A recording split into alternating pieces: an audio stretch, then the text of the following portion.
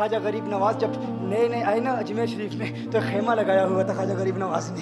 خیمے میں خواجہ غریب نواز عصر سے لے کر مغرب کے وقت تک روتے رہتے تھے. ایک نوجوان اجمیر سے باہر گیا ہوا تھا پڑھنے کے لیے, کچھ عرصے کے بعد واپس آیا اور اس خیمے کے قریب سے گزر ہوا اور گزرا تو رونے کی آواز آئی. فوراً دیکھتا ہے کہ خواجہ غریب نواز رو رہے ہیں, ابھی غیر مسلم ہے, اسلام قبول نہیں کیا. فوراً گھر جاتا ہے, ماں سے پوچھتا ہے, ماں یہ مسلمانوں کا گرو کیوں روتا ہے, مسلمانوں کا بابا کیوں روتا ہے؟ میں ہر روز گزرتا ہوں, عصر سے مغرب کے مابین جو وقت ہے یہ روتا ہے. ماں نے کہا جاؤ اس سے پوچھ لو کیوں روتا ہے. وہ نوجوان خواجہ غریب نواز کے خیمے کے اندر آیا, کہا بابا میں ہر روز یہاں سے گزرتا ہوں, آپ کے رونے کی آواز آتی ہے, بتائیے آپ کیوں روتے ہیں؟ کہا جاننا چاہتے ہو میں کیوں روتا ہوں؟ میں نے ایک مدت اپنے مرشد کے ساتھ گزاری ہے, مرشد کی خدمت میں گزاری ہے, مجھے اپنے پیر کی یاد رلاتی ہے, پیر کی یاد رلاتی ہے. میں عصر سے مغرب کے وقت تک اپنے مرشد کی یاد میں روتا رہتا ہوں. اس نوجوان نے کہا اچھا میں نے تو سنا تھا کہ انسان کو جب درد ہوتا ہے, تکلیف ہوتی ہے تو تکلیف انسان کو رلاتی ہے, آپ کو تو محبت ہے, یہ محبت میں بھی انسان کو رونا آتا ہے؟ کہا ہاں ہاں ہے نوجوان, انسان محبت میں بھی روتا ہے. کہا تو پھر مجھے بھی رونا ہے, میں بھی رونا چاہتا ہوں, مجھے بھی رونا سکھا دیجئے. کہا تو رونا چاہتا ہے؟ رونا چاہتا ہوں. کہا ٹھیک ہے, دو شرطیں ہیں, مسلمان ہو جا اور میرا مرید ہو جا. کہا میں ماں سے اجازت طلب کروں گا. ماں کے پاس گیا اجازت لینے کے لیے. ماں نے کہا تو ضدی ہے, جب تو ارادہ کر لیتا ہے, جو ارادہ کرتا ہے تو پورا کرتا ہے, جا جو کرنا چاہتا ہے کر لے. خواجہ غریب نواز کے بارگاہ میں حاضر ہوا, عرض کرتا ہے بابا میں پھر مسلمان ہونا چاہتا ہوں, مجھے مرید کر لیجئے. خواجہ غریب نواز نے مرید کر لیا, خواجہ غریب نواز کا مرید ہو گیا. اب خواجہ غریب نواز نے کہا اب وقت سارا میرے ساتھ گزرے گا, ناشتے کے وقت خواجہ غریب نواز کے ساتھ, سحری کے وقت خواجہ غریب نواز کے ساتھ, سحر کے وقت خواجہ غریب نواز کے ساتھ, پورا دن اسے خواجہ غریب نواز کے قرب کی کچھ ایسی عادت ہو گئی, خواجہ غریب نواز کا دیوانہ ہو گیا, ان کا عاشق ہو گیا. کچھ عرصہ گزرا, خواجہ غریب نواز نے فرمایا اب تیرے لیے 3 دن کی چھٹیاں ہیں, 3 دن کے لیے چھٹیاں ہیں, 3 دن کے لیے چلا جا. اس نے کہا مسئلہ ہی کوئی نہیں, ایشو ہی نہیں, پرابلم ہی نہیں, ٹھیک ہے 3 دن کے لیے چلا جاتا ہوں. اب جب 3 دن کے لیے گھر گیا, کہا 3 دن کے لیے تو اب مجھ سے ملاقات نہیں کر سکتا, مجھ سے ملنے کی اجازت نہیں ہے. اس نے کہا ٹھیک ہے نہیں ملوں گا. گھر گیا, پہلے دن جب گھر گیا یہ وہ نوجوان تھا جو 3 روٹیاں کھایا کرتا تھا, آج ایک لقمہ بھی نہیں کھا پایا, ایک لقمہ بھی نہیں کھا پایا. اسے کچھ ہو گیا, کہہ رہے مجھے کچھ ویکیوم سا محسوس ہو رہا ہے, کچھ دل میں کمی سی محسوس ہو رہی ہے.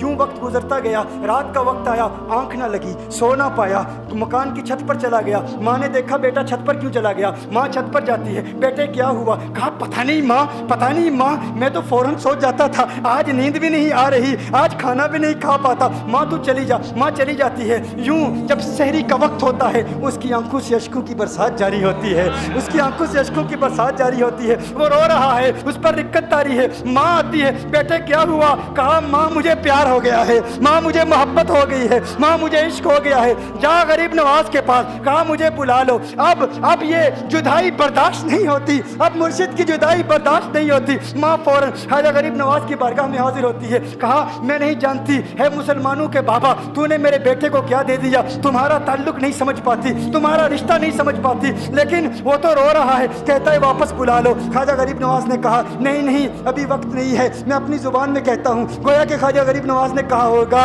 ابھی تو ابتدائی عشق ہے, روتا ہے کیا, آگے آگے دیکھ ہوتا ہے کیا. تیری تمنا تھی, تیری خواہش تھی کہ محبت میں رونے کی عادت ہو جائے, ابھی تو ابتدا ہے. ماں کو واپس بھیج دیا, کہا واپس چلی جا. اسے کہا ابھی اجازت نہیں ہے, وہ واپس چلی جاتی ہے. بیٹے کو بتاتی ہے کہ ہے میرے بیٹے وہ تو اجازت نہیں دے رہا. کہا ماں سن لے, اب اگر نہ بلایا تو میں مر جاؤں گا, یہ محبت مجھے مار ڈالے گی. ماں اگر مجھے زندہ دیکھنا چاہتی ہے تو میرے مرشد کو راضی کر لے, میرے مرشد کو بتا دے اب یہ جدائی برداشت نہیں کر سکتا. ماں فوراً غریب نواز کی بارگاہ میں حاضر ہوتی ہے. کہا ہے غریب نواز کرم فرمائیے, مجھ ماں کی تمنا ہے, مجھ ماں کی آرزو ہے, وہ مر جائے گا. کہا ماں کی تمنا ہے, تیری بات مانتا ہوں, جا اسے واپس بھیج دے. وہ فوراً بھاگتا ہوا خواجہ غریب نواز کی بارگاہ میں حاضر ہوتا ہے. اس وقت خواجہ غریب نواز اپنے مریدوں کو درس دے رہے ہیں, ایک مجمع لگا ہوا ہے. وہ فوراً خواجہ غریب نواز کے دروازے پر کھڑا ہوتا ہے اور پھر مرید یہ منظر دیکھ رہے ہیں. خواجہ غریب نواز کو دیکھتا ہے, خواجہ غریب نواز اسے دیکھتے ہیں. اور میں نے کہا تھا نا نگاہ مست ملائی تو میں پلا کے اٹھے,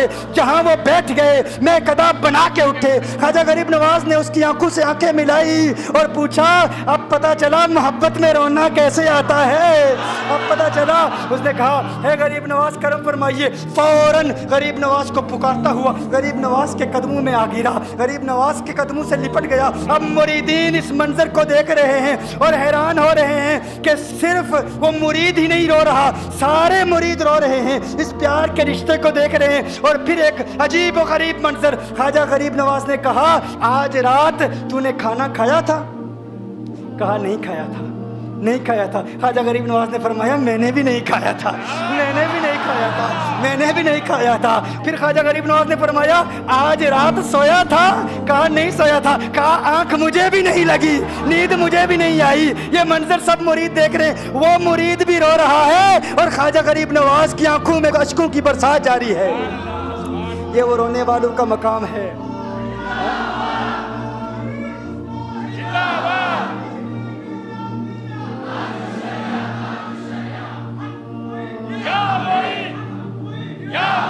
ये डिस्कशन हो रही है पीर और मुरीद की, और फिर ये आंसू बातें कर रहे हैं। मेरी दास्तान हसरत वो सुना सुना के रोए, मेरी दास्तान हसरत वो सुना सुना के रोए, मेरे आजमाने वाले मुझे आजमा के रोए। कोई ऐसा अहले दिल हो कि फसाना है मोहब्बत, मैं उसे सुना के रोऊं, वो मुझे सुना के रोए। मैं उसे ये रोने और हम रोने पे आ जाएं तो दरिया ही बहा दें। ये चिश्तियों का रोना है, हम रोने पे आ जाएं तो दरिया ही बहा दें, शबनम की तरह हमें